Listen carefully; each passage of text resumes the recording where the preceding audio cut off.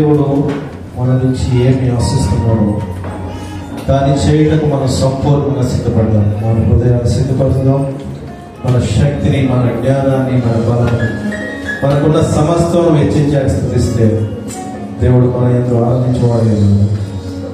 ప్రతి ఒక్కరు చేతి గట్టిగా చెప్తారు దేవుని స్తోత్రం, హల్లెలూయా, స్తోత్రం, స్తోత్రం. మనం చదువుకున్నాం ఇంతకుముందు, మనం ఆయన ప్రజలము, ఆయన మేపు గోరుగా, మనందరము ఆయన వారు. కేవలం ఆయన స్తుతించడానికే మనం ఈ భూమి మీదకి వచ్చినాం. ఎవరు మౌనంగా ఉండదు, ఎవరు ఏమి ఆలోచించవద్దు, బయట విషయాలు ఏమి మన హృదయాలకు రాకూడదు. ఎందుకంటే అదే అధ్యాయంలో రాయబడి ఉంది, మన పితరులు కొన్ని సందర్భాల్లో కఠినపరుచుకున్నారు. వారు కఠినపరుచుకున్నప్పుడు శాశ్వతమైన విశ్రాంతిలో వారు ప్రవేశింపాలని దేవుడే స్వయంగా చెప్తున్నారు. కాబట్టి మన హృదయాన్ని మనం కఠినపరుచుకున్నట్లయితే దేవుని యొక్క సన్నిధిలో మనం నిలవచాలి. కాబట్టి సహోదరి సహోదరులారా, ప్రతి ఒక్కరు హృదయపూర్వకమైన ఆయన పట్ల నిజమైన విశ్వాసము, నిజమైన యథార్థతను ఆయన సన్నిధిలో పొందుతాం. దేవుడు నీకు నాకు మనందరి జీవితంలో చేసిన ప్రతి మేలను, ప్రతి ఒక్క ఈవుని తలంచుకొని ఆయన కృతజ్ఞతాస్తుతి చెల్లించాడు. నిరంతరం ఆయన స్తోత్రార్హుడై ఉన్నాడు. సూర్యోదయం మొదలైన సూర్యాస్తమయం వరకు ఆయన తుదులు అందగలిగిన వాడు. దేవుని స్తోత్రం, హల్లెలూయా. ఆయన సన్నిధిలో సంపూర్ణంగా ఆయన ఆరాధించడానికి మనకు అవకాశం ఇచ్చినాడు. మన శక్తి కొలది ఆయనను ప్రార్థించడానికి, ఆరాధించడానికి బలమిచ్చున్నాడు. బలము ఆయనదే, శక్తి ఆయనదే, సమస్తము ఆయనవే. ఆయన మాత్రమే స్తుతులకు అందదగిన వాడు. ఆయన మాత్రమే స్తుతులకు పాత్రుడు. ఆయన మాత్రమే ఘనతకు అర్హుడు. ప్రతి ఒక్కరు శక్తి కొరకు చెప్తాం. నేనుండాలేనయ్యా, నే బ్రతుకాలేనయ్యా, నీవే లేకుండా నేనుండాలేనయ్యా. రాజా నీ సన్నిధిలోనే ఉంటానయ్యా.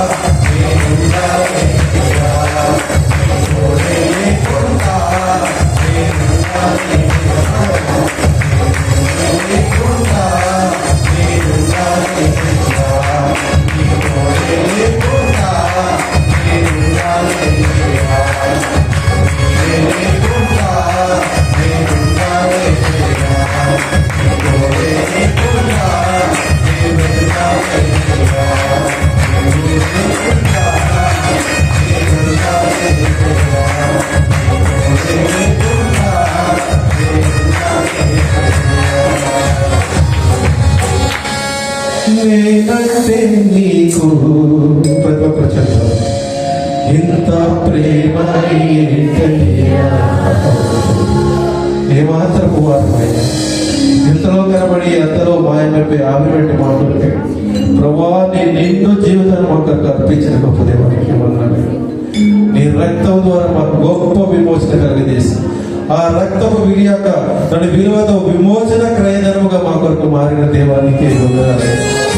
ప్రభా మేము తప్పించుకోలేని గొప్ప శిక్ష నుండి ప్రభా నీ మరణం ద్వారా మమ్మల్ని తప్పించి ప్రభా నీ నిత్య రాజ్యంలో మమ్మల్ని ప్రవేశింపజేయడం ఇచ్చిన గొప్ప ఘనత కొరకే వందనాలు. ప్రభా నేను ఆరాధించుకుంటే మేము ఉండలేము, ప్రభా నేను స్తుతించుకుంటా మేము ఉండలేము, ప్రభా ఏమి నీ రుణం మేము తీర్చలేము తండ్రి. ప్రభా నిరంతరము స్తోత్రము ప్రభా, ప్రభా స్తుతులపై ఆశీనుడై ప్రభా నిత్యము కొనియాడబడిన గొప్ప దేవానికి వందనాలు స్తోత్రం ప్రభా. ఎవరు సమీపింపని తేజస్సులో నీవు మాత్రమే వసించేవాడు నా తండ్రి, నీకే వందనాలు స్తోత్రం ప్రభా. ఆ వెలుగులో ప్రభా మా యొక్క స్థితిగతులను చూసుకుని ప్రభా నిరంతరం నేను స్తుతించే భాగ్యం అక్కడ మాకు అందరికీ అనుగ్రహించమని వేడుకొచ్చున్నాను తండ్రి. ప్రభు ఒక సంఘంగా ఒక సహవాసంగా మమ్మల్ని అందరినీ సమకూర్చినందుకు నీకు వందనాలు స్తోత్రం ప్రభు. మా మధ్య సహోదర ప్రేమ కలుగజేసినందుకు నీకు వందనాలు ప్రభు. నిత్యమైన కట్టడం మాకు అనుగ్రహించినందుకు వందనాలు ప్రభు. అది నీ వాక్యం ద్వారా మాకు అనుగ్రహించినందుకు నీకు వందనాలు స్తోత్రాలు తండ్రి.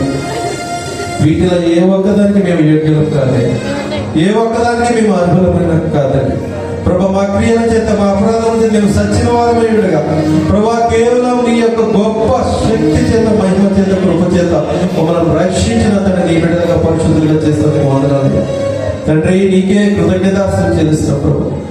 మా అవిధేయతలను మా అపవిత్రతను నువ్వు ప్రభు కడుగుచున్నందుకు నీకు వందనాలు స్తోత్రాలు.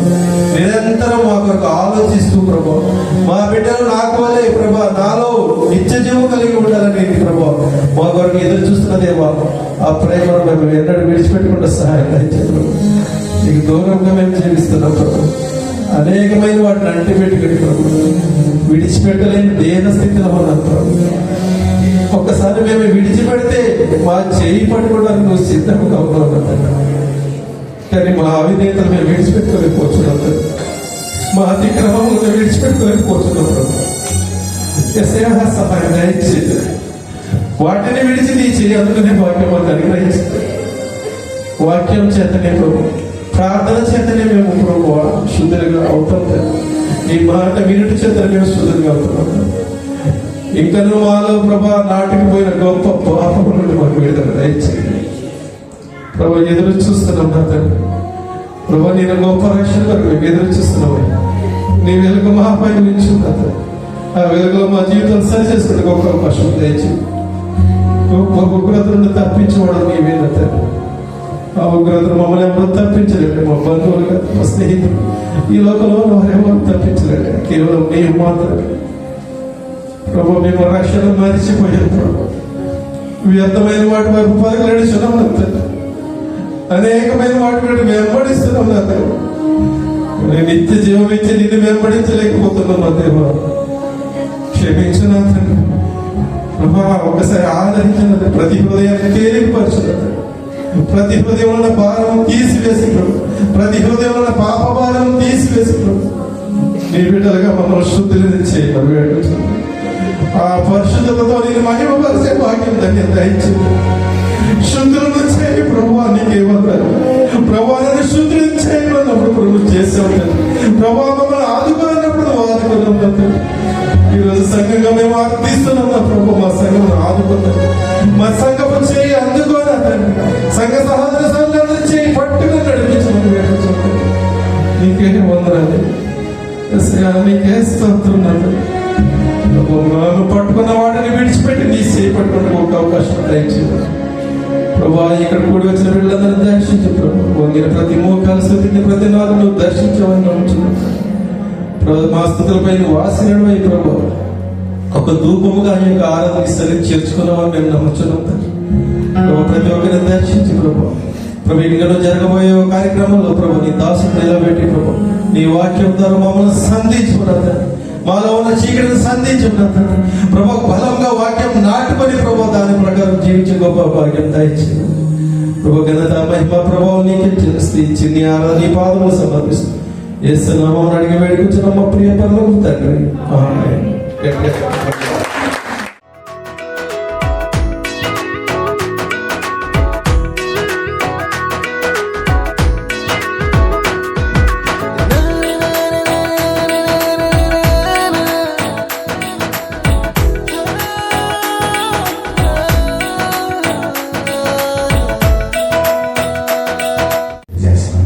ప్రార్థన చేసుకుందాం. పరిశుద్ధుడ, మహోన్నతుడ, సర్వాధికారి, సర్వశక్తిమంతుడా, మీకు వందనాలు స్తుతిస్తూ గడిచిన వారం నుంచి ఇప్పటి వరకు మీ కృప కాపుదల నోట్లో ఉంచారు. మీ సన్నిధి కాంతి మా మీద ఉంచారు. క్షేమాన్ని దయచేశారు, ఆరోగ్యాన్ని దయచేశారు. అయినా మాకు మంచి ఉద్యోగమును దయచేశారు. మా కుటుంబాల్లో చేస్తున్న ప్రతి మేలును బట్టి మీకు కృతజ్ఞతాస్తుతులు చెల్లిస్తున్నాం. అయినా ప్రభా, ఇదిగోని సన్నిధానానికి చేర్చండి. మీ వాక్యం చేత మమ్మల్ని బలపరచండి, స్థిరపరచండి. నీకు సాక్ష్యం ఉండడానికి సహాయం చేయండి. మీ వాక్యం ద్వారా మమ్మల్ని మేము సరి చేసుకుని ప్రభా కృపను మాకు దయచేయమని కొన్ని నిమిషాలు మీ వాక్యాన్ని ధ్యానించుకుంటుగా పరిశుద్ధాత్మ మాకు సహాయం మీరు అనుగ్రహించమని మీ వాక్యపు ఆశీర్వాదాలతో మమ్మల్ని దీవించి పంపించమని యేసుక్రీస్తు వారి శక్తి కలిగిన నామములో ప్రార్థించి వేడుకుంటున్నాం మా పరమ తండ్రి. ఆమేన్. దేవునికి స్తోత్రం. హల్లెలూయా. పోయిన వారము ఒక అంశము మనం ధ్యానం చేశాం. ఎవరికైనా గుర్తుందా? చెప్పండి. పేదలను కనికరించడం. చాలా మంది రాలేనుకున్నారు. పేదల్ని కనికరించమని దేవుడు ఒక ఆజ్ఞగా మన ముందు ఉంచాడు. మనం పేదలం కాదు కాబట్టి పేదల్ని మనము చూడవలసిన బాధ్యత దేవుడు మన మీద ఉంచాడు. దేవుని స్తోత్రం. హల్లెలూయా. మరి ముఖ్యంగా ఏ వాక్యంతో మనం ప్రారంభించాము, ఏ వాక్యం దగ్గర మనం ముగించాము ఎవరికైనా గుర్తుందా? అమ్మా పోయినవారు చూసినా పోయిన వారాన్ని మనం మర్చిపోయాం. ఒక్కొక్కసారి నేను 4 వారాలు వెనక్కి వెళ్తుంటే మనం అలా చూస్తున్నాం కదా. పోయిన వారం ఎక్కడ స్టార్ట్ చేసామంటే సామెతల గ్రంథము 19వ అధ్యాయము 17వ వచనం ప్రారంభం కదా. కానీ ఇప్పుడు మనకి ఆరాధనకు ముందు రవి గారు ఒక వచనాన్ని చూపించారు. ఏ గ్రంథంలో నుంచి? ఎన్నో అధ్యాయం? 12. 16 వచనంలో ఏమాట చదువు. ఆఖరి లైన్. కావున విని ఏం చేయాలంట? ఆయన మాటలు మనం ఇక్కడే ఉంటాం కానీ ఆలకించాం కదా. ఈరోజు చదువుకున్న కీర్తనలో 95వ కీర్తనలో 7వ వచనం చదువు. 95వ కీర్తన. సాగిలపడదుము, మోకరించదము. నేడు మీరు ఆయన మాటను అంగీకరించిన ఎడల ఏముందంటే అందులో మేలు ఉంది. కానీ దాన్ని మనము ఆలకించము, అంగీకరించము, వినము. ఇక్కడే విడిచిపెట్టేస్తాం కదా. ముందు వారాల్లో మీకు చెప్పాను, యాకోబు పత్రికలో ఏం రాసిందంటే విని విడిచిపెట్టేవారుగా కాకుండా దాన్ని మనము ఆచరించేవారుగా ఉండాలి. మనం ఎన్నది పోయిన వారిలో మనకి గుర్తు ఉండటం లేదు ప్రియ సహోదరి సహోదరులరా. అందుకే అంటాడు, కొందరికి విశ్వాసం లేదు అంటాడు, అందరికీ జ్ఞానం లేదు అంటాడు పత్రికలు. కొందరికి జ్ఞానం లేదు, అందరికీ జ్ఞానం లేదు, కొందరికి విశ్వాసం లేదు, ఇలాంటి మాటలు వాడుతూ ఉంటాడు. ఆ విశ్వాసం కోసమే, అటువంటి జ్ఞానం కోసమే మనం దేవుని యొక్క సన్నిధానంలో చేరి ఆయన వాక్యాన్ని ధ్యానించుతుండగా ఆ జ్ఞానాన్ని పరిశుద్ధాత్మ దేవుడు మనకి అనుగ్రహించాలి. అందుకే మరలా వెనక్కి వెళ్ళినప్పుడు దాన్ని జ్ఞాపకం చేస్తే మీకు వాక్యాన్ని బోధిస్తున్నాం. దేవుని స్తోత్రం. మనకు ఒక్కోసారి విసుగు పొందొచ్చు, పోయి వారు చెప్పేసారు కదండి అని. అమెరికాలో ఒక సంఘంలో ఒక సేవకుడు వాక్యం చెప్తుంటే ఒక ఆయన పైకి వేసి, ఏమంటే మీరు చాలాసార్లు మారు మనసు గురించి బోధించారు, మరలా అదే మారు మనసు గురించి బోధిస్తున్నారండి, బైబిల్కి వచ్చినా లేవా అన్నాడట. కానీ అప్పటికే వేల సంఖ్యలో ఆయన మారు మనసు మీద బోధిస్తున్నాడు. అప్పుడు అన్నాడట, చూసావా నీకు ఇంకా మారు మనసు లేదు, నువ్వు మారు మనసు పొందేవా అన్నట్టు మాటలు లేవంటే చెప్పకపోతున్నాడు. అంటే నీ గురించి దేవుడు మరలా దీన్ని మాట్లాడిస్తున్నాడు అన్నాడంట. వెంటనే కూర్చున్నాడు. అలా మనకు ఏది అవసరమో దేవుడు అది మనకి నేర్పిస్తూ ఉంటాడు. మనము సామెతల్లో చూసాం, పేదలను కనికరించేవాడు యెహోవాకు అప్పించేవాడట. ఏమండి, సొలొమోను గారు చెప్పారు ఇదే మాటని దావీదు గారు కూడా చెప్పారు. 41వ కీర్తన 1వ వచనంలో సేమ్ మాట ఉంటుంది. ఒకసారి చదువు. కటాక్షించువాడు ధన్యుడు. ఆపత్కాలమందు మనకి ఆపదలు వస్తూ ఉంటాయి, అస్వస్థతలు వస్తూ ఉంటాయి, అంటే బలహీనతలు వస్తూ ఉంటాయి. వాటిలోంచి దేవుడు మనల్ని తప్పిస్తాడట. చూసారా? మరి మనము భేదాన్ని ఏమన్నా జ్ఞాపకం చేసుకుంటున్నామా? ఒకసారి ఆలోచన చేయాలి. మనము ధర్మం చేస్తున్నప్పుడు ఎలా ఉండాలి, ప్రార్థన చేస్తున్నప్పుడు ఎలా ఉండాలి, కానీ మనము ఉపవాసం చేస్తున్నప్పుడు ఎలా ఉండాలి అనేది బైబిల్లో చక్కగా దేవుడు రాయించాడు. కానీ దాన్ని మనము పాటించాం.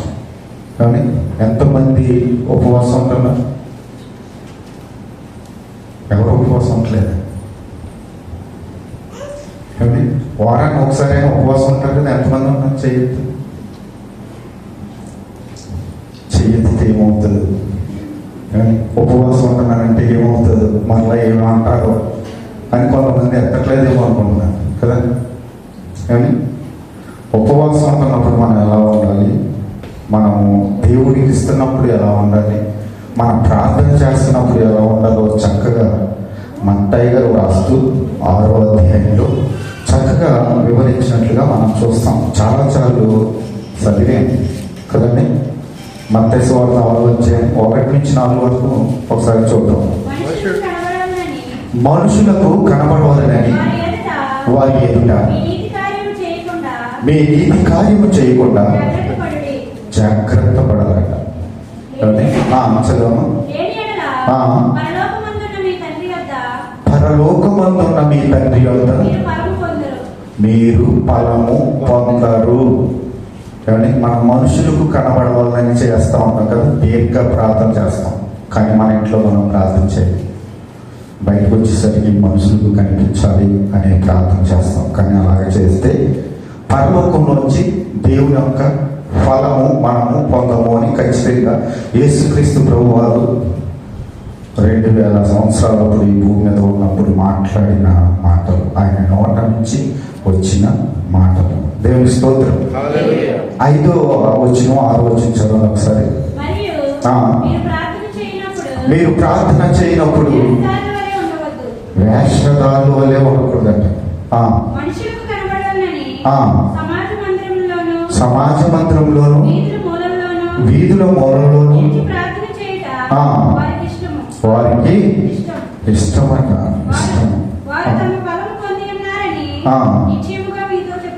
నిశ్చయంగా మీతో చెప్పుచున్నాను.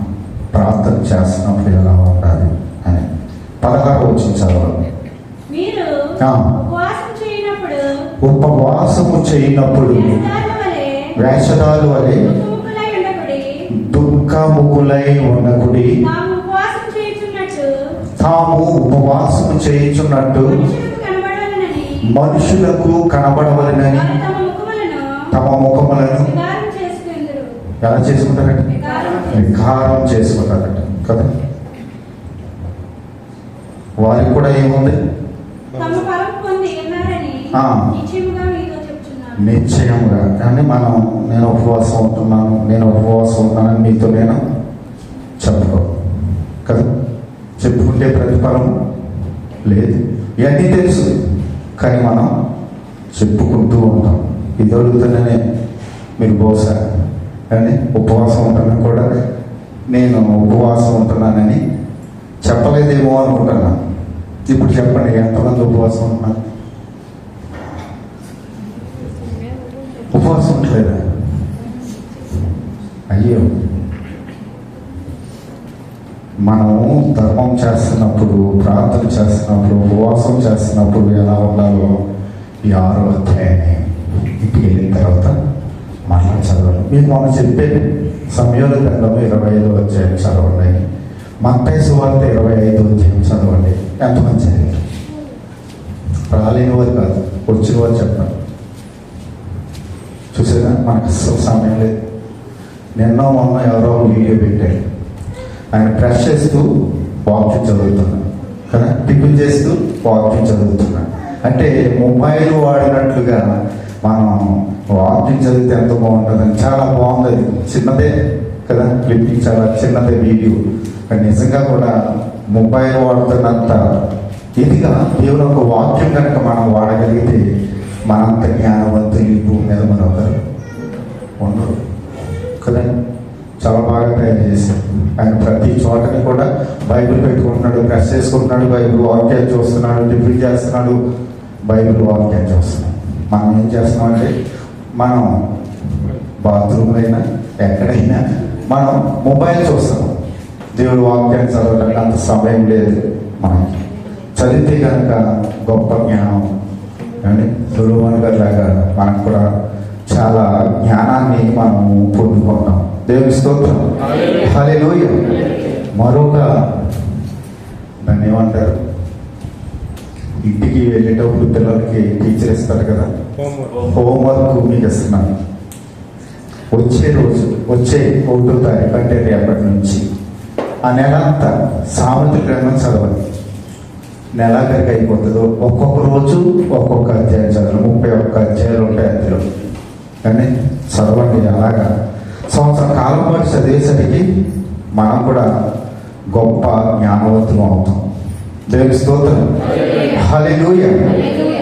మీకు ఎందుకు చెప్తున్నా అంటే చదివితేనే మనకి చాలా విషయాలు నేర్చుకోగలుగుతాం. ప్రియ సహోదరి సహోదరుగా, ఉపవాసం ఉన్నప్పుడు మనం ఎలా ఉండాలో ఒక విషయాన్ని యెషయా భక్తుడు రాస్తూ, యెషయా గ్రంథము 58వ అధ్యాయము 3వ వచనం చూడండి. మేము ఉపవాసం ఉండగా, యెషయా గ్రంథము అందరం తీసుకోండి. 58వ అధ్యాయము 3వ వచనం చదవండి. మేము ఉపవాసం ఉండగా, ఇప్పుడు మనం ఎలాగ ఉపవాసం ఉండాలో ఇక్కడ మనం ఖచ్చితంగా నేర్చుకోవాలి. మేము ఉపవాసం ఉండగా నీవెందుకు చూడవు, నీవెందుకు చూడవు, మేము మేము మా ప్రాణములను ఆయాసపరుచుకొనగా, మా ప్రాణములను ఆయాసపరుచుకునగా నీవెందుకు లక్ష్య పెట్టవు నీవెందుకు లెక్క పెట్టవు అని అందురు. అని అందురు. అంటే మనం అంటాం కదా, నేను ఉపవాసం ఉంటున్నాను, నేను ఉపవాసం ఉంటున్నాను, నన్ను లక్ష్య పెట్టట్లేదు అనుకోవచ్చు కదా.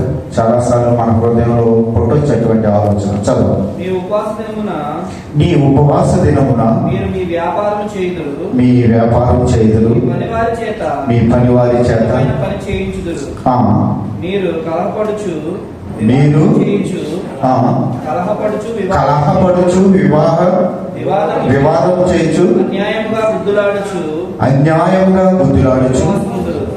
మన ఉపవాసం ఎలా ఉంటుంది కానీ చూసారు, ఇవన్నీ ఉంటాయి మన దగ్గర, కానీ ఉపవాసం చేస్తాం. ఉపవాసం అనుకుంటాం. మనం ఉపవాసం ఉన్నప్పుడు వాక్యించదు, మనం ఉపవాసం ఉన్నప్పుడు ప్రార్థన చెయ్యి, మన పనులు మనం చేసుకుంటూ ఉపవాసం ఉన్నాము అనుకుంటాం. చదువు. మీ కంఠంలో ఆయన పరమున వినబడినట్లుగా మీరు ఎప్పుడు ఉపవాసం ఉండరు, మీరు ఉపవాసం ఉండరు. ఉండరు. అట్టి ఉపవాసము అట్టి ఉపవాసము నాకు అనుకూలమా? నాకు అనుకూలమా? మనుష్యుడు తన ప్రాణమును ప్రాణమును బాధపరచుకోవలసిన దినము అదేనా? ఒకడు జమ్ము వలె తలంచుకొని తల వంచుకుని గోనెపట్ట కట్టుకుని బూడిద పరుచుకుని కూర్చుని ఉపవాసమా? అట్టి ఉపవాసం యెహోవాకు ప్రీతికరమని మీరు అనుకుందరా? చూసారా, మనం ఏదో అనుకుంటూ ఉంటాం, కానీ దేవుడు వేరు అనుకుంటాడు. మన ఆలోచనలు వేరు, ఆయన ఆలోచనలు వేరు. మన ఆలోచనలు ఈ భూ సంబంధంగా ఉంటాయి, ఆయన ఆలోచనలు ఆకాశం అంతా ఎత్తులో ఉంటాయి. క్రీస్తు యేసుకు కలిగిన మనసు మీరును కలిగి ఉంటారు. కలిగి ఉండాలంటే మనకేం తెలియాలి? దేవుని యొక్క వాక్యము మనకు తెలిస్తేనే దేవుడు ఏం చెప్పాడు మనం ఏం చేస్తున్నాం అనుకుంటాం. లేదంటే మనం ఎలా అయిపోయినాం అది కరెక్టే అనుకుంటాం కదా. నరుని ఆలోచన ప్రకారం మనం వెళ్ళిపోతాం, కానీ యెహోవా తీర్మానమే కరెక్ట్. ఆయన వాక్యానుసారంగా మనం జీవించకపోతే మనము నరకానికి వెళ్ళిపోతాం. ఆజ్ఞలు అనేకమైనవి ఉన్నవి, అందులో చేరిపోయిన వారము పేదలను కటాక్షించేవాడు ధన్యుడు అని ఆ ఆజ్ఞను మనము తెలుసుకున్నాం. ఈరోజు ఈ ఉపవాసం ద్వారా మనకి దేవుడు ఏమి నేర్పిస్తున్నాడు అంటే, ఉపవాసం ఎలా చేయాలో ఒకసారి మనం సరి చేసుకుని దేవుని యొక్క సన్నిధిలో ఏం చేయాలో మనం చూద్దాం. 7వ వచనం నుంచి 11వ వచనం వరకు అదే యెషయా గ్రంథము 7వ వచనం. మనము ఉపవాసం ఉన్నప్పుడు ఏం చేయాలో అక్కడ వ్రాయబడింది. నీ ఆహారం వారికి పెట్టుటయు. ఎప్పుడైనా మన జీవితంలో ఏమండి, మనం ఉపవాసం ఉన్నప్పుడు మన ఆహారాన్ని ఎవరికైనా పెట్టామా? చెప్పదు. పెట్టారా? పెట్టే తగ్గిలే. ఏమండి చదవండి. మీ ఆహారము ఆకలి వారికి పెట్టుటయు, నీ రక్త సంబంధికి ముఖము తప్పింపకుండుటయు, దిక్కుమాలిన బేదలను నీ ఇంటి చేర్చుకునుటయు. అస్సలు చదవదు. నేను బేదలు చేర్చుకుంటాను. పోయిన వారం చెప్పాను కదా, పొరపాటుని ఎవరైనా అడుక్కునేవాడు మన ఇంటికి వస్తే ఏమని బిల్డింగ్ పైకి వెళ్ళమంటాం కదా, అంటామా? పైకి వెళ్ళమంటాం అంటాం లేదు. తర్వాత మన పిల్లలు కూడా అది నేర్చుకుని వాళ్ళు కూడా పైకి వెళ్ళి అంటారు. మన క్రమమే వారికి వస్తూ ఉంటుంది. పేదల్ని కటాక్షించాలని దేవుడు ఒక ప్రత్యేకమైన శ్రద్ధను తీసుకున్నాడు. ప్రియ సహోదరి ఎవరు కటాక్షిస్తారు? దేవుడు అంటాడు, నేను కటాక్షిస్తాను, నేను రక్షిస్తాను, నేను పోషిస్తాను అంటాడు. దేవుడు డైరెక్ట్ వచ్చి ఏమని పోషిస్తాడు? పోషించి మనల్ని ఏర్పాటు చేసుకుంటాడు. 146వ కీర్తన అందులో చూస్తే, యెహోవాను స్తుతించుడి, నా ప్రాణమా యెహోవాను స్తుతింపుము. నరుల చేతనైనను రాజుల చేతనైనను రక్షణ కలుగును. వారిని నమ్ముకొనుడి, వారి ప్రాణము మట్టిపోలగును, వారి సంకల్పము నాడే నశించును. ఎవరికి యాకోబు దేవుడు సహాయడమును, ఎవరు తన దేవుడైన యెహోవా మీద ఆశ పెట్టుకున్నో వాడు ధన్యులు. ఆయన ఆకాశమును భూమిని సముద్రమును దానిలోని సర్వమును సృష్టించిన వాడు. ఆయన ఎన్నడూ మాట తప్పని వాడు. బాధపరచబడు వారికి ఆయన న్యాయము తీర్చును, ఆకలిగొని వారికి ఆహారం దయచేయును. యెహోవా బంధింపబడిన వారిని విడుదల చేయును, గుడ్డి వారిని కృంగిన వారిని లేవనెత్తువాడు, నీతిమంతులను ప్రేమించువాడు, పరదేశులను అరిచికాపడతాడు. తండ్రి లేని వారిని విధవరాలని ఎలా ఆదరిస్తారు? వాక్యం మనకు తెలుసు కాబట్టి మనం ఆదరించాలి. దేవుని స్తోత్రం. దేవుడు డైరెక్ట్ వచ్చి ఏమని, అబ్బా నేను ఆదరిస్తాను, ఎందుకంటే దేవుడు కొరకు సాక్షులుగా మనం ఉన్నాం కాబట్టి. భేదలు మనకు కనిపించినప్పుడు కానీ లేనివాడు మనకు కనిపించినప్పుడు ఆ చేయవలసిన బాధ్యత దేవుడు మన మీద పెట్టాడు. కానీ అది ఎప్పుడు మనం పట్టించుకోం. కానీ చదవండి, యెషయా గ్రంథంలో వచ్చేది మరలా ఎక్కడ వరకు వచ్చేది? దిక్కుమాలిన భేదాన్ని ఏంటో చేయించుకుంటే, వస్త్రహీనుడు నీకు కనబడినప్పుడు వానికి వస్త్రములు ఇచ్చుటేయు, వస్త్రములు ఇచ్చుటేయు. ఇస్తున్నారా? మరి ఉపవాసం ఉన్నప్పుడు మన ఆహారం పెట్టాలంటే, ఉపవాసం ఉన్నప్పుడు వస్త్రం లేని వాడికి వస్త్రం ఇవ్వాలంటే. పోయిన వారం చెప్పాను కదా, సంవత్సరానికి ఒకసారైనా మనకు వస్త్రాలు ఉన్నాయి కాబట్టి 1-2 డ్రెస్సులు తీసి, మగవాళ్ళు అయితే ప్యాంటు షర్ట్, స్త్రీలు అయితే ఒకటి బాక్సులు ఉంటాయి మనకు రోడ్డు పక్కన, రెడ్ క్రాస్ అందులో వేసి. లేదు మన ఏ టైప్ ఇష్టం లేదనుకోండి, తక్కువ రేట్లో కొనండి, వెయ్యండి, అయ్యి లేని వారికి పేదవారికి వెళ్తాయి. మరొకటి చెప్పాను, మీరు పెద్ద పెద్ద మాల్స్కి వెళ్ళినప్పుడు ఆ బాక్సులు ఉంటాయి, ఆ బాక్సులు మీ దగ్గర ఉన్న చిల్లరే, అది కూడా వాళ్ళకి ఉపయోగపడుతుంది. ఇటువంటి మనం నేర్చుకోవాలి. మనం చూసినప్పుడు ఆ బాక్స్లో చాలా ఆశ్చర్యం వేస్తుంటుంది. 500 నోట్లు ఉంటాయి, కరెక్ట్ పడేస్తుంటారు.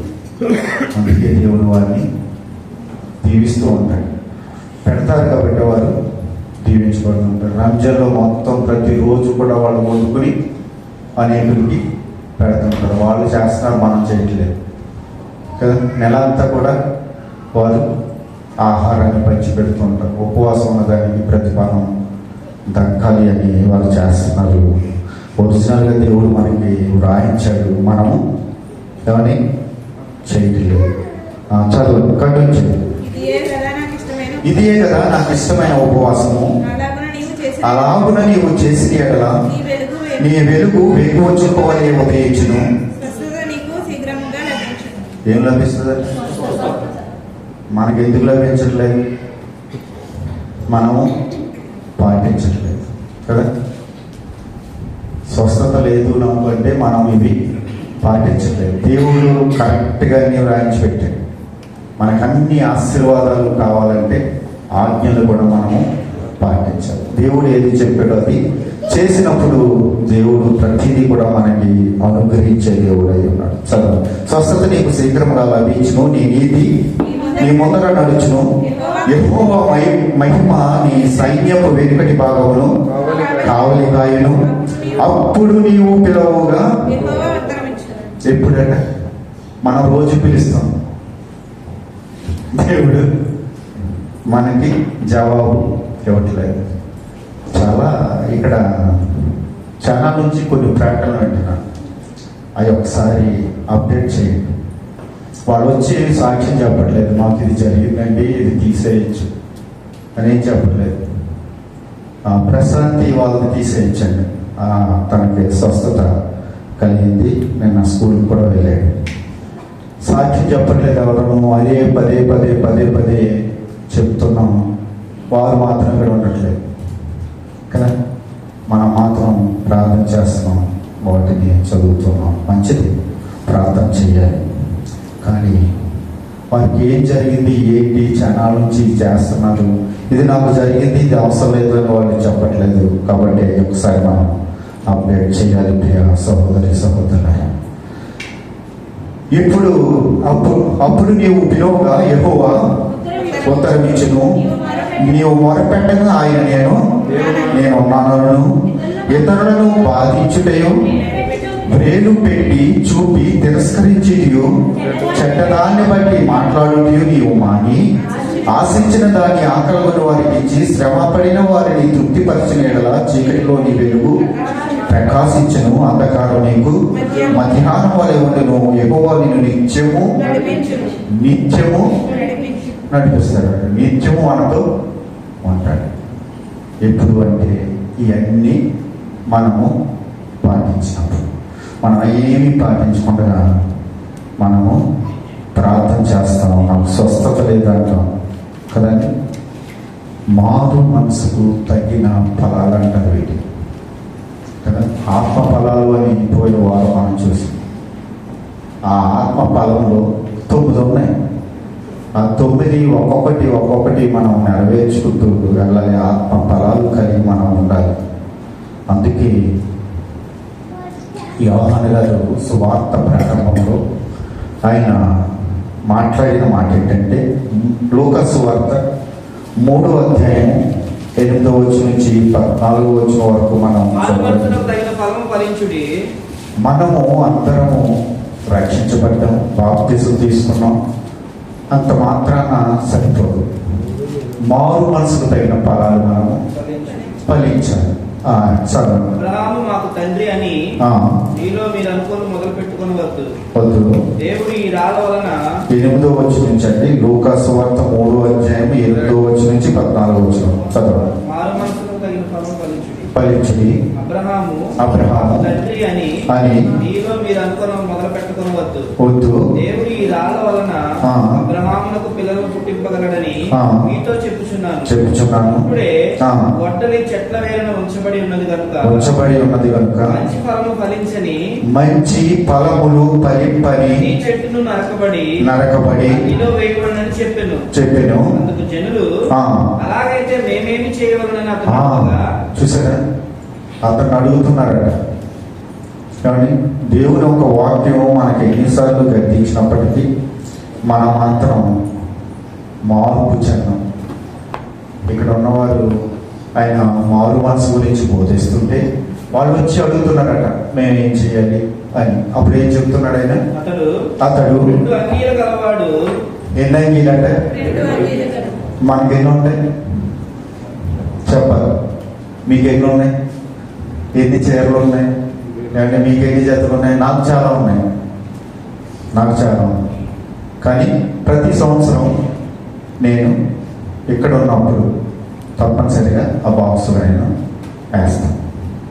అదే మీకు నేర్పిస్తున్నాను. నేర్చుకుంటే ధన్యులు, వేస్తే మనం ధన్యులు.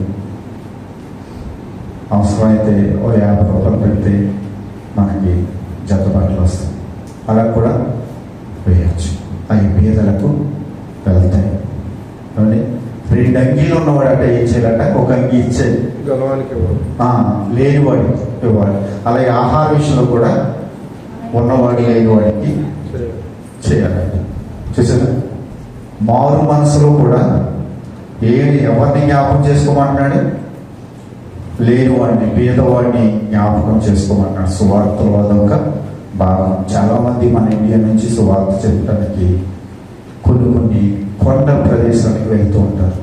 అక్కడికి వస్త్రాలు పట్టుకెళ్తుంటారు, కానీ ఆహార పదార్థాలు పట్టుకెళ్తుంటారు, వాళ్ళు పంచి పెడుతుంటారు, సువార్తని ప్రకటిస్తూ ఉంటారు. అది దేవుడు పెట్టిన కట్టిన. మరి మనకి ఇన్ని ఉన్నాయి కదా, ఎప్పుడైనా మనం ఇచ్చామా? ఆలోచన చేయాలి కదా. మనకి ఎవరో చెప్పలేదు. మనం ఎలా నేర్చుకున్నామంటే, మీరు మా ఇంటికి వస్తే ఏం తీసుకొస్తారు, మీ ఇంటికి వస్తే ఏమిస్తారు, ఇలా అలవాటు పడిపోయాం. కానీ లూకా గారు అపోస్తుల కార్యాలు రాస్తూ 20వ అధ్యాయము 35వ వచ్చి చదవండి. మీరును కష్టపడవని మీకే తెలియను. ఓకే. మీరును ఇలాగ ప్రయాసపడి బలహీనులను సంరక్షింపవలననియు పుచ్చుకొనుట కంటే ఇచ్చుట ధన్యము. ఏంటంటే పుచ్చుకొనుట కంటే ఇచ్చుట ధన్యము. మన అలవాటు పడ్డాం. ఇచ్చుడు కంటే పుచ్చుకుంటే ధైర్యత మనకి. కానీ దేవుడు ఒక వాక్యం చెబుతుంది. కానీ ఏం చెప్తుంది? పుచ్చుకున్నట్టు కంటే ఇచ్చుట ధైర్యత. 34 వచనం చదవండి. ఆయన ఎంత కష్టపడ్డాడో ఆయన గురించి మనం చూడగలిగితే చదవండి. నా అవసరతల నిమిత్తము పౌలు గారు చెప్తున్న మాట, నా అవసరతల నిమిత్తము, నాతో ఉన్నవారి నిమిత్తమును ఈ నా చేతులు కష్టపడినవని నీకే తెలియను. మీరు ఇలాగూ ప్రయాసపడి బలహీనులను సంరక్షింపవలనని. ఎవరంటే పౌలు గారి పత్రికలన్నింటిలోనూ కూడా ఆయన కొంత సొమ్మును ఆయన జాగ్రత్త చేసి లేని వారికి యెరూషలేముకి తీసుకెళ్ళినట్లుగా పంపించినట్లుగా మనం చూస్తాం. కానీ పోయిన వారు మనం చూసాం, వారు లేని పరిస్థితిలోంచి వారు దాతృత్వం విస్తరించిందని చూసాం కదా కొన్ని సంఘంలో. ఏమండి చదవని కనిపించేయండి. అది పుచ్చుకొనుట కంటే ఇచ్చుట ధన్యము అని ప్రభువైన యేసు చెప్పిన మాటలను జ్ఞాపకం చేసుకోవాలని. అంటే యేసు చెప్పాడు అంటారా? ఏమండి చెప్పాడా? మనది, నాది, నాకు అనే మాటను పక్కన పెట్టి మనకున్న దాంట్లో మనం చేయగలిగినంత పేదలకి చేయాలని దేవుడు నేర్పిస్తున్నాడు కదా. నామాల గురించి చూసాం. మొదటి సమయాలు గ్రంథం 25వ అధ్యాయం చూసాం. ఆయన చాలా ధనవంతుడు అని రాయబడింది. కానీ దావీదు అతని దగ్గరికి పనివారిని పంపిస్తే ఏమీ ఇవ్వలేదు కదా. అలాగని అన్న పట్టుకెళ్ళాడంటే, దావీదు వస్తున్నాడు, యుద్ధానికి వచ్చాడు, నేను ఎదురెళ్ళకపోతే ఆయన వచ్చి నీకు చంపుతాడు, చంపేదుడు అని భార్య చెప్పింది. వెంటనే ఇతనికి ఏమైపోయింది? గుండె పగిలిపోయిందట. రాత్రి వల్లే బిగిసిపోయాడట. వెంటనే చచ్చిపోలేదు. 10 రోజులు బ్రతికే ఉన్నాడు కదా. కోమాలో ఉన్నాడు అనుకోవచ్చు. ఈ 10 రోజులు ఏమన్నా తిన్నాడా? ఏమని దాచుకున్నాడు. కోటీశ్వరుడు, ధనవంతుడు, భాగ్యవంతుడు. ఈ 10 రోజులైనా ఏమన్నా తిన్నాడా? కొన్ని వెళ్తా ఏమన్నా పట్టుకెళ్ళాడా? ఏమండి ఏం పట్టుకెళ్ళాడు? అందుకే మనం ఏం చేయాలంటే, మనకు ఉన్న దాంట్లోంచి కొంత చారిటీగా ఇతరులకి ఇవ్వడానికి మనం నేర్చుకోవాలి. దేవుడికి ఇవ్వాలి, దేవుని సంఘానికి, అలాగే పేదలను కూడా మనం జ్ఞాపకం చేసుకోవాలి. అందుకే 10 ఆజ్ఞలను తీసుకొచ్చి యేసుక్రీస్తు ప్రభువు 2 ఆజ్ఞల్లో పెట్టారు. చెప్పండి. నీ పూర్ణ హృదయంతోను, నీ పూర్ణ ఆత్మతోను, నీ పూర్ణ శక్తితోను నీ దేవుడైన యెహోవాను ప్రేమింపవలెననియు నిన్ను వలె. చూసిన 10 ఆజ్ఞలు వచ్చి 2 ఆజ్ఞలో చెప్పారు. నిన్ను వలె నీ పొరుగు వారిని ప్రేమించాలి. మనం ఎంతవరకు ప్రేమిస్తున్నామో ఈరోజు మనం ఆలోచన చేయాలి. కానీ మనకు చాలా ఉన్నాయి, కానీ ఎవరైనా పరిస్థితి. మనం చాలా మందికి చేయగలం, కానీ చేయలేని పరిస్థితి. కానీ దేవుని స్తోత్రం. హల్లెలూయా. మార్కు సువార్తలో ఒక అతను వచ్చి, ఒక ధనవంతుడు యేసుక్రీస్తు ప్రభు ముందు మోకరించి, నిత్య రాజ్యానికి నేను వారసునవ్వడానికి ఏం చేయాలి? ఇప్పుడైతే యెరూషలేములో చక్కగా రోడ్లు అన్నీ ఉన్నాయి, కానీ ఆయన ఉన్న కాలంలో అవి చాలా దారుణంగా ఉంటారు. వచ్చాక మోకరించాడట. కానీ మనకు అంత విశ్వాసం లేదు. డైరెక్ట్ మోకరించి అడిగాడట ఆ ధనవంతు. అడిగితే నేను చెప్పారంటే, నీ ఆస్తిని అమ్మేసి మీరు వెళ్ళిన తర్వాత ఇంటి దగ్గర మార్క్స్ వార్త 10వ అధ్యాయం 17 నుంచి 22 వరకు చదవండి. అది మత్తయిలో కూడా ఉంటుంది. నీ ఆస్తిని అమ్మేసి నీ కొడుకులకి, నీ కూతుర్లకి, నీ అన్నదమ్ములకి, నీ భార్యకి ఇమ్మని చెప్పాడు. ఏం చెప్పాడు? పేదలకి ఇమ్మని. దేవుని స్తోత్రం. హల్లెలూయా.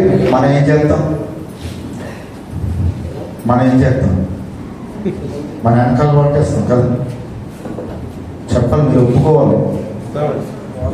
ఇస్తామేమో, మన వెనకాల కూడా ఇస్తాం. కానీ యేసుక్రీస్తు ఏం చెప్పాడంటే, అమ్మేసి పేదలకి ఇచ్చేయి అన్నాడు. అంత మాత్రాన్ని విడిచిపెట్టలేదు అతను. వచ్చి నన్ను వెంబడించి. ఇది ఇంకా కష్టం కదా. ఇప్పుడు ఆయన ఏమన్నా ప్యాలెస్లో ఉంటాడా అంటే లేదు. కానీ నక్కలకు బొర్రెలు ఉన్నాయి, ఆకాశ పక్షులకు గూళ్ళు ఉన్నాయి, మనిషి కుమారుడు తలవాల్చుకోవటానికి స్థలం లేదు. తెలుసా? ఆయనకి ఈ భూమి మీద నది స్థలం అని లేదు. కానీ ఆయన పుట్టినప్పుడు స్థలం లేదు, అది కూడా పశువుల తొట్టే. ఆయన చనిపోయినప్పుడు స్థలం లేదు, ఆయనది కాదు కదా, అది కూడా వేరే వారిదే కదా. అని ఎక్కడ ఉన్నా ఆయన స్థలం లేదు ఈ భూమి మీద. ఎందుకంటే ఈ భూమి మీదకి ఎలా వచ్చామో మరలా అలాగే వెళ్ళిపోతాము అని ఒక మాదిరిని యేసుక్రీస్తు ప్రభు ఈ భూమి మీద పెట్టాడు. మనమే ఇక్కడ ఎలా ఉంటామంటే, ఈ భూమి మీద ఒక జంతువు ఉంటుంది. మీరు ఎప్పుడైనా చూసారో లేదో తెలియదు. తల్లకిందులుగా వేలాడుతూ ఉంటుంది గబ్బెలు. దానిలాగానే ఇక్కడ పట్టుకుని అలాగే వేలాడతాను. నేను మాత్రం ఎక్కడికి వెళ్ళను. ఈ ఆస్తి నాది, ఈ ధనం నాది, ఈ పరిస్థితులు నాయి అని మనము అనుకుంటూ ఉంటాం. ఏదో ఒక రోజు వస్తుంది కదా. ఇందాక రవి గారు చెప్పినట్లుగా మరలా కానీ మరొకసారి కరోనా తాండవం చేసింది అనుకోండి. కానీ మనం వేసుకున్న వ్యాక్సిన్స్ పనిచేయి, ఇది కొత్త వేరియంట్గా వచ్చింది అన్నారు అనుకోండి, పరిస్థితులు తలకిందులు అయిపోతాయి. కానీ ఏమీ లెక్క చేయం. దేవుని యొక్క రాకడ అతి సమీపంగా ఉంది. ఆయన రాకడ కొరకు మనము సిద్ధపడాలి. దానికోసం ఎవ్వరూ చెప్పట్లేదు. ప్రియ సహోదరి సహోదరులు, మనం చేయవలసిన బాధ్యతలు చాలా ఉన్నాయి, అని కూడా ఎవరు చెప్పట్లేదు. ఏంటంటే, మీరు వస్తే ఆశీర్వదించబడతారు, మీరు వస్తే స్వస్థత పొందుతారు. మరి స్వస్థత పొందాలంటే మనం చూసిన యెషయా గ్రంథంలో 58 వచ్చాయి. ఎన్ని మనం చేయవలసినవి ఉన్నాయి? స్వస్థత నీకు శీఘ్రంగా కలుగుతుంది అంటే ఏం చేయాలి? ముందు మనం చేయవలసిన బాధ్యతలు ఉన్నాయి. చాలా మంది ప్రార్థన చేస్తున్నప్పుడు సీయోనులోంచి యెహోవా నిన్ను ఆశీర్వదించుగాక 128వ కీర్తన 4వ వచనం ఉంటుందన్నమాట. కానీ అలా ఆశీర్వదించాలంటే ఆ మొదటి వచనంలోకి వెళ్తే, యెహోవా యందు భయభక్తులు కలిగి ఆయన త్రోవలందు నడుచువారు ధన్యులు, నిశ్చయముగా నీ చేతులు కష్టార్జితం నీవు అనుభవించదువు, నీవు ధన్యుడువు, నీకు మేలు కలుగును, నీ లోకటి నీ భార్య ఫలించు ద్రాక్షవల్లి వలె నుండును, నీ భోజనము బల్ల చుట్టూ నీ పిల్లలు ఒలీవ మొక్కల వలె ఉంటారు. సీయోనులోంచి యెహోవా నిన్ను. ఇక్కడికి వచ్చేసాం మనం, పైన వచ్చి విడిచిపెట్టేసాం. మనకు అవసరం లేదు, ఎందుకంటే అంత భయభక్తులుగా ఉన్నాయి. ఎందుకంటే మనం వాక్యం చదవడానికి సమయం లేదు కదా, ప్రార్థన చేయడానికి సమయం లేదు. పొరపాటు మనం ప్రార్థన చేద్దాం అనుకున్నా కానీ లోపల ఏదో మెసేజ్ వస్తుంది. ఆ మెసేజ్ దగ్గరికి చెయ్యవుతుందా, చెయ్యేసరికి యూట్యూబ్ అని అవుతుంది. యూట్యూబ్లోకి వెళ్ళేసరికి మరొకటి మరొకటి మరొకటి. అవునంటే కదా, మాకు కూడా ఈ అనుభవం ఉంది కాబట్టి నేను చెప్తున్నాను, మిమ్మల్ని చెప్పట్లేదు. వెళ్తే పొరపాటు ఏ అనిల్ గారు మెసేజ్ పెట్టారండి, అందులో వాట్సాప్లోకి వెళ్ళి ముందే యూట్యూబ్ ఆన్ అవుతుంది. యూట్యూబ్ అనేసరికి తర్వాత మళ్ళీ ఫేస్బుక్ ఆన్ అవుతుంది. ఇలాగా ప్రార్థన ఎక్కడికి వెళ్ళిపోయింది? పక్కకి వెళ్ళిపోయింది. పరిస్థితి అది. అందుకే దేవుడికి దూరంగా ఉన్నాం. ఆయన నీవు అనుకోనని గడిలో వస్తాడు, నేను అనుకోనని గడిలో వస్తాడు. కాబట్టి మనం ఎలా ఉండాలి? సిద్ధపాటు కలిగి ఉండాలి. ప్రియ సహోదరి సహోదరుల, మనం ఎలా ఉన్నామో ఒకసారి జ్ఞాపకం చేసుకో.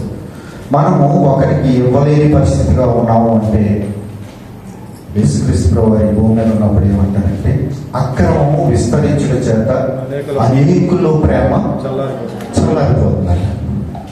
మరి మీకు చల్లారిందో లేదో నాకు తెలియదు. ఏమంటే మనలో ప్రేమ చల్లారిపోయింది. ఇచ్చే దాంట్లో కదా, ప్రేమించే దాంట్లో. కానీ మనం ప్రార్థన చేసేటప్పుడు ఏమంటాం అంటే, ప్రేమమైన, దయామైన, కరుణమైన ఇవన్నీ ఉపయోగిస్తున్నాం. కానీ మనలో మాత్రం అవి ఉండవు. మరి ఆ ప్రేమమైన మనం ఆరాధన చేస్తున్నాం, ఆ దయతో ఉన్న ఆ దేవుణ్ణి మనం ఆరాధన చేస్తున్నాం. మరి మన దయ ఏమైపోయింది? మనం కూడా దయాపూర్లుగా ఉండవలసిన వారమై ఉన్నాం కదా. ఒకసారి ఆలోచన చేద్దాం.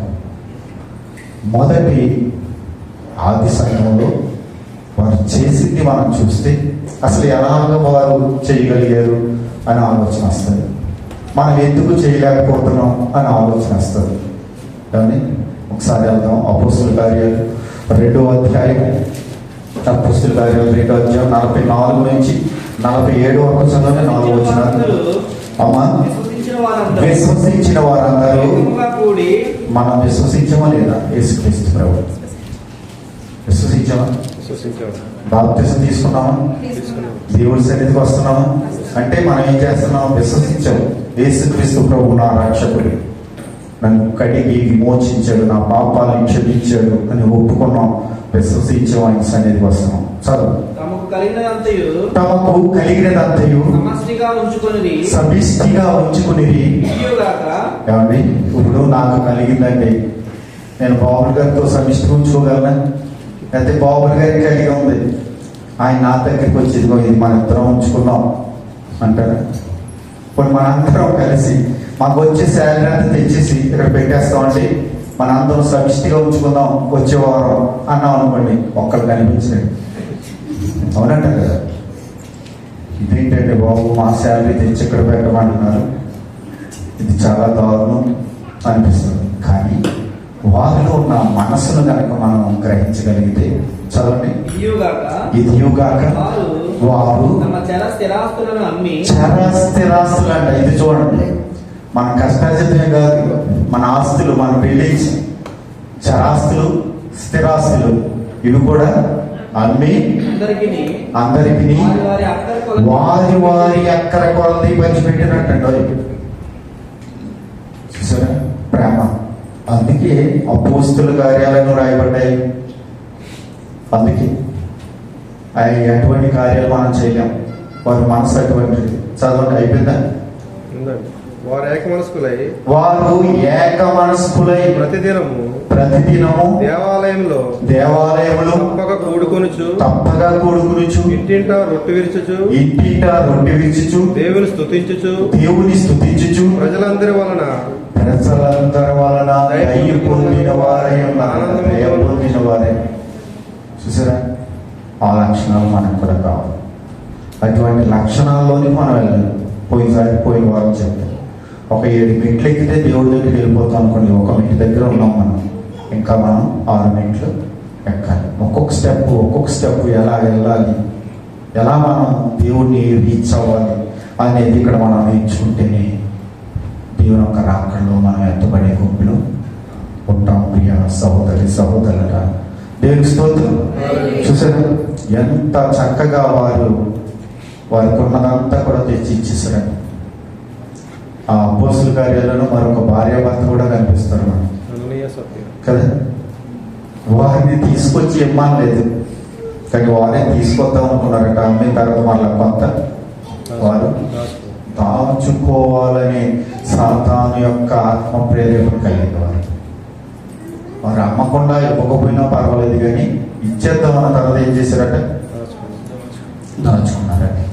పోయిన వారం మరొక విషయం చెప్తే, మనం దేవుడికి ఇచ్చిన తర్వాత దాని గురించి మరలా ఆలోచించుకోండి.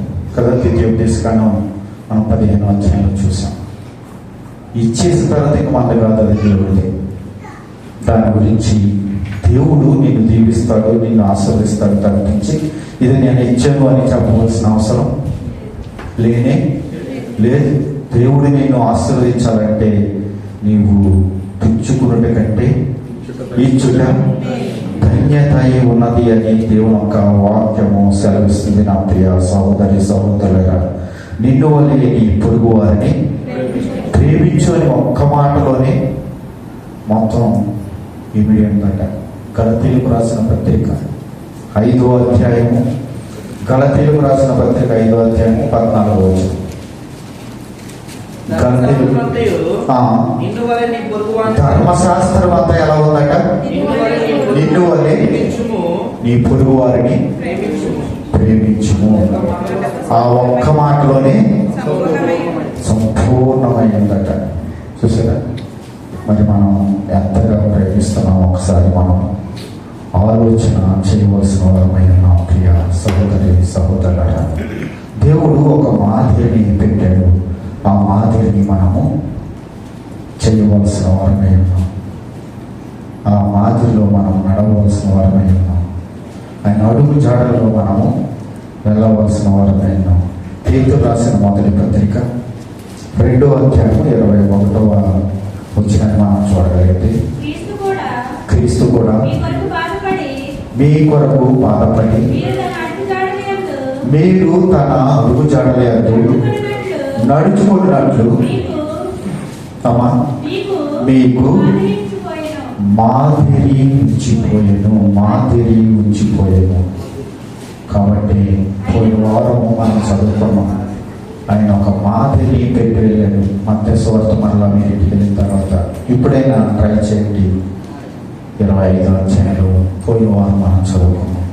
నేను ఆకలి కొట్టిని నాకు ఆహారం ఇవ్వలేదు, నేను తప్పికుంటిని నాకు దాహం ఇవ్వలేదు, నేను వస్త్రహీనుడినైతిని మీరు నాకు వస్త్రములు ఇవ్వలేదు.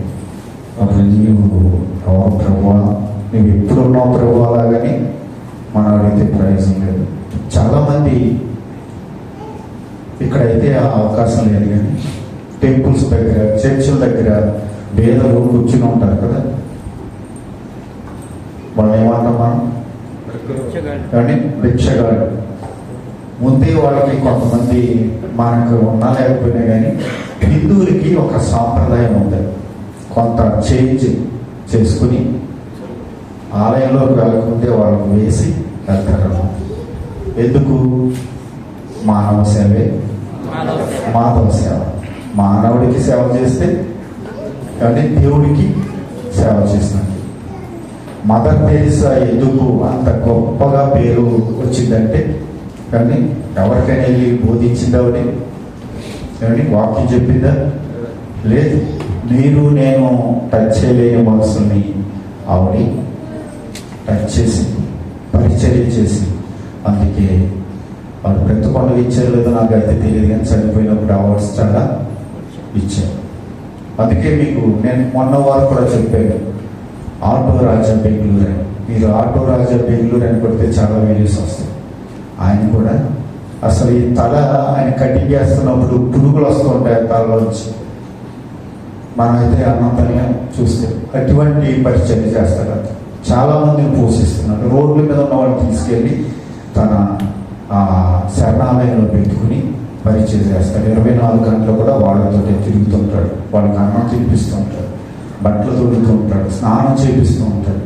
చాలా అవార్డ్స్ ఇప్పటికీ అతను తీసుకున్నాడు. నేను అనుకుంటాను మదర్ తెరీసా తర్వాత అతనికి గొప్ప స్థానం ఈ కాదు మనం చూస్తున్నాం, కానీ దేవుని యొక్క సన్నిధిలో గొప్ప వ్యక్తిగా అతను ఉన్నాడు. అది నిన్ను వలే నీ పొరుగు వారిని ప్రేమించున్నది అతని ద్వారా జరుగుతుంది. ప్రియ సహోదరి సహోదరులుగా, అందుకే మనం ఏం చేయాలంటే ఇచ్చేవారిగా ఉండాలి. పోయిన వారము వాక్యం చెప్పి బయటకు వెళ్ళిన తర్వాత ఒక సహోదరి ఒక సేవకు గురించి నేను చెప్పాను. హైదరాబాద్లో సేవ చేస్తున్నాడు. ఒక 25 మందికి చంటి బిడ్డల్ని తల్లిదండ్రులు లేని వారిని పోషిస్తున్నాడు. ఆయన కానుకని ఆశిస్తున్నాడు అంటే వెంటనే ఆయన నెంబర్ తీసుకుని ఆయనకి 10,000 పంపించారు.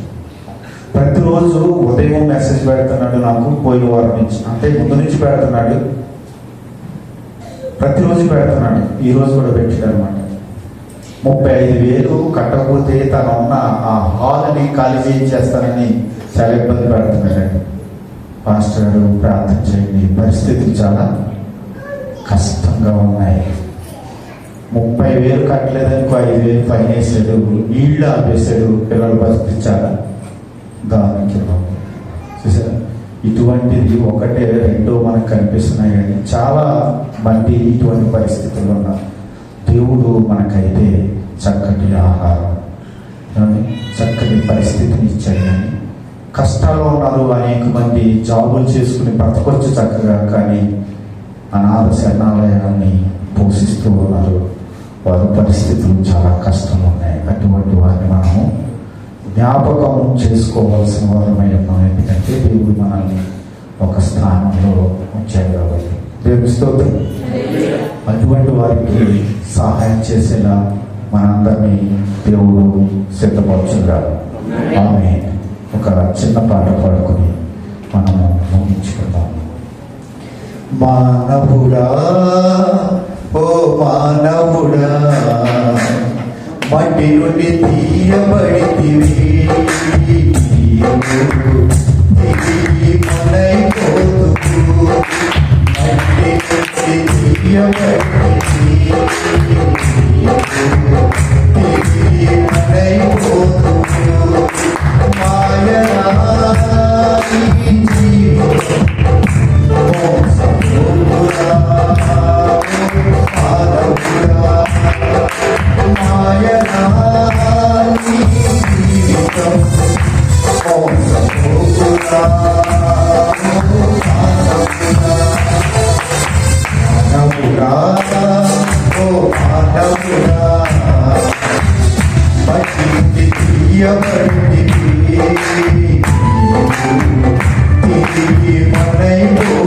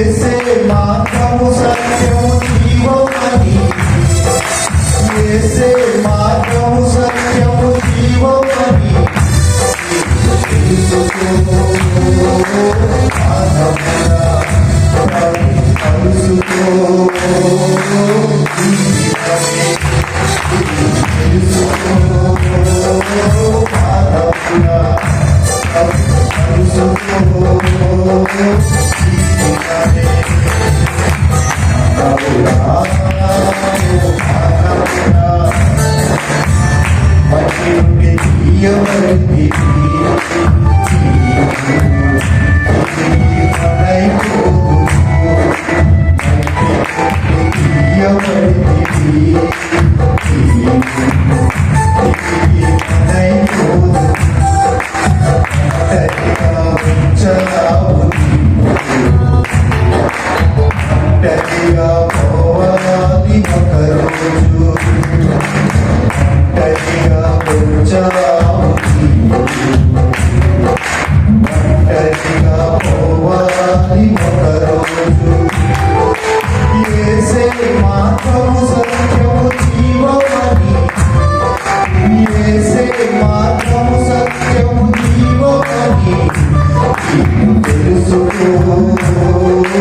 మానవుడా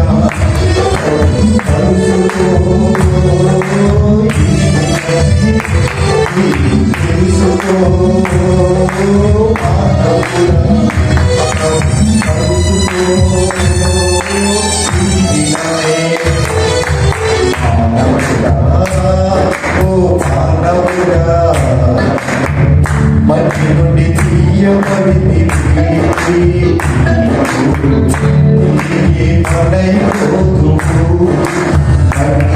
నుండి తీయబడింది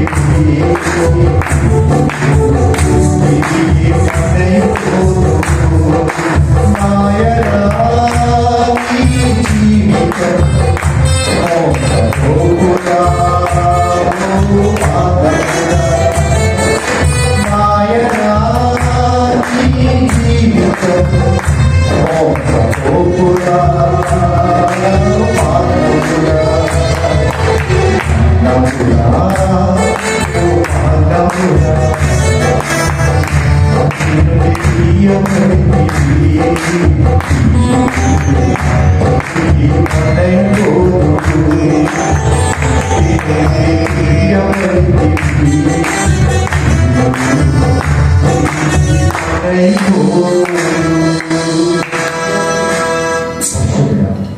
మహోన్నత సర్వాధికారి సర్వశక్తిమంతురాలు స్తోత్రాలు నాయనా. దీవెనలు ఉన్నాయి, ఆశీర్వాదాలు ఉన్నాయి, వాగ్దానాలు ఉన్నాయి, కట్టడలు ఉన్నాయి, ఆజ్ఞలు ఉన్నాయి ప్రభా. ఆజ్ఞల వైపు కట్టడల వైపు ప్రభా తండ్రి మేమైతే చూడట్లేదు కానీ దీవెనలను నైనా మాకు కావాలనుకుంటున్నాం, వాగ్దానాలు కావాలనుకుంటున్నాము, ఆశీర్వాదాలు కావాలనుకుంటున్నాం. కానీ మీరు పెట్టిన కట్టడలను ఆజ్ఞలను ప్రభా మీరు దూరం పెడుతున్నాం. ఆయన పేదలను కటాక్షించేవాడు ఆయన యెహోవాకు అర్పించువాడని మీ వాక్యం సాధిస్తుంది. అటువంటి వారిగా మమ్మల్ని ఆయుధపరచండి. మీకు స్తోత్రాలు ప్రభా. నేను వారు మాకు కనిపించినాము. మేము ఉపవాసం ఉన్నప్పుడు తండ్రి, మేము ప్రార్థన చేస్తున్నప్పుడు, మేము ధర్మం చేస్తున్నప్పుడు ప్రభా, మేము ఎటు రీతిగా ప్రభా మీకు ఇష్టంగా ఆ కార్యాలు చేయాలి. మాతో మీరు మాట్లాడే విధానం కొరకు మీకు స్తోత్రాలు. అటు రీతిగా మమ్మల్ని సిద్ధపరచు. మీ వాక్యంలో మమ్మల్ని బలపరచు. మీ వాక్యానుసరమైన జీవితాలు మమ్మల్ని దయచేసి మీకు మంచి సాక్షులుగా మమ్మల్ని ఆహితపరచండి. సంఘంలో మీరు దీవించండి ప్రభా.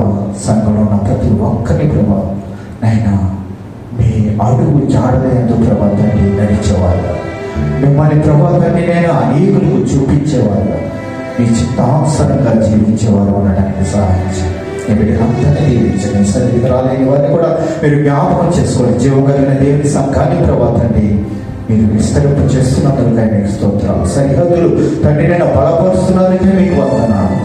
నేను దీవించి ఆస్వాదించాను. ఇంకా జరిగే ప్రతి కార్యంలో మీ పరిశుద్ధాత్మ సహాయాన్ని అనుగ్రహించిన యేసు క్రీస్తు వారు శక్తి కలిగిన నామములో ప్రార్థించి వేడుకుంటున్నాం మా పరమ తండ్రి. ఆమేన్. అందరికీ